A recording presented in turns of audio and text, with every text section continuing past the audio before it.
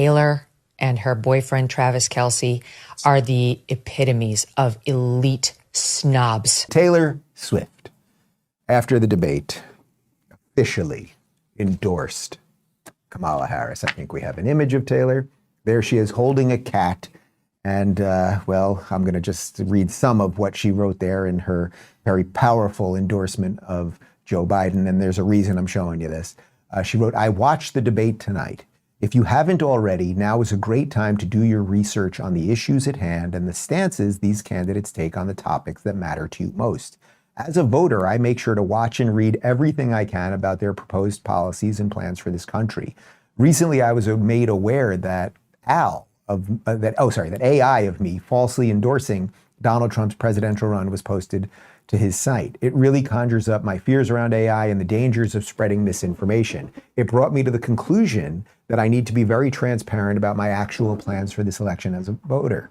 The simplest way to combat misinformation is with the truth. I will be casting my vote for Kamala Harris and Tim Walz in the 2024 presidential election. I'm voting for Kamala Harris because she fights for the rights and causes I believe need a warrior to champion them. I think she is a steady-handed, gifted leader, and I believe we can accomplish so much more in this country if we are led by calm and not chaos. I was so heartened and impressed by her selection of running mate Tim Walz, who has been standing up for LGBTQ plus rights, IVF, and a woman's right to her own body for decades. I've done my research and I've made my choice. Your research is all you do, and the choice is yours to make. I also want to say, especially to first-time voters, remember that in order to vote, you have to be registered. I also find it's much easier to vote early.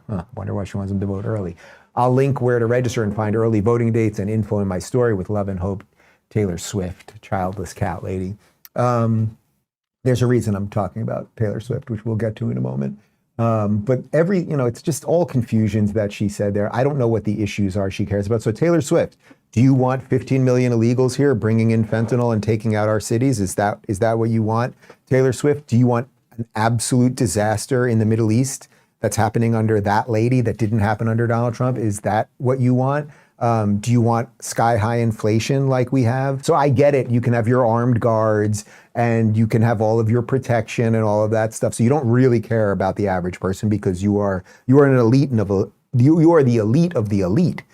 And they are using you as a tool. There's something, I would say there's even something more nefarious. She obviously didn't write that statement, probably didn't even look at that statement, but they put that out immediately after the debate because what they want to happen there is that they want young girls to be angry at their parents. That's another piece of this. They are using her as a tool so that when a father comes home from work, and generally conservatives have jobs, and he's worked hard all day to put food on the table for his family, and he comes home from work, that the daughter will start screaming at him for supporting Donald Trump.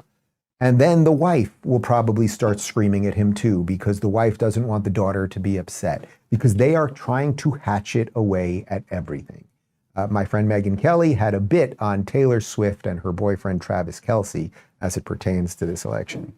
This pair, Taylor and her boyfriend Travis Kelce, are the epitomes of elite snobs. She doesn't care what happens to these kids, just like he doesn't give a what happens to all the young men who take that Pfizer booster he's been pushing. I'm sure he's totally clueless about the myocarditis taking the lives of young men in this country who didn't need the shot to begin with, never mind a booster. Where's he going to be when these boys wind up with heart scarring that causes heart attacks and potentially death? They will be sitting in their mansions in Rhode Island and California and New York and jetting across the world saying, let them eat cake, because they'll be bathing themselves in their own sanctimony, too obsessed with their money and their concerts and their football games to have a thought for those they've hurt.